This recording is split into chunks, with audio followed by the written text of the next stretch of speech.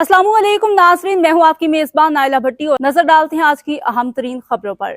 खबर शामिल करते हैं सियालकोट से। शाहिद रियाज की रिपोर्ट के मुताबिक इलेक्ट्रॉनिक्स वेलफेयर एसोसिएशन ने जेर सदारत फैसल भट्टी और जनरल सेक्रेटरी सैयद आशिर गैलानी शहरियों को कानून की पासदारी के लिए 300 से ज्यादा फ्री हेलमेट तकसीम की तकरीब का एहतमाम किया।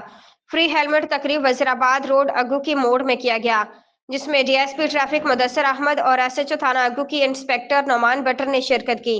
इलेक्ट्रॉनिक्स एसोसिएशन के अहदेदारों ने डीएसपी मुदस्सर का शानदार इस्तकबाल किया और गुलदस्ते पेश किए। तकरीब के दौरान 300 से ज्यादा मोटरसाइकिल सवारों के लाइसेंस चेक करके हेलमेट तकसीम किए। इस मौका पर DSP traffic Mudassar Ahmad, inspector Noman Buttar, सदर फैसल भट्टी, जनरल सेक्रेटरी सैयद अशर गैलानी व दीगर जौहदेदारान ने मीडिया से गुफ्तगू करते हुए कहा कि सेफ सिटी कैमरे चौके में नस्ब किए जा चुके हैं, जिसकी मॉनिटरिंग की जा रही है।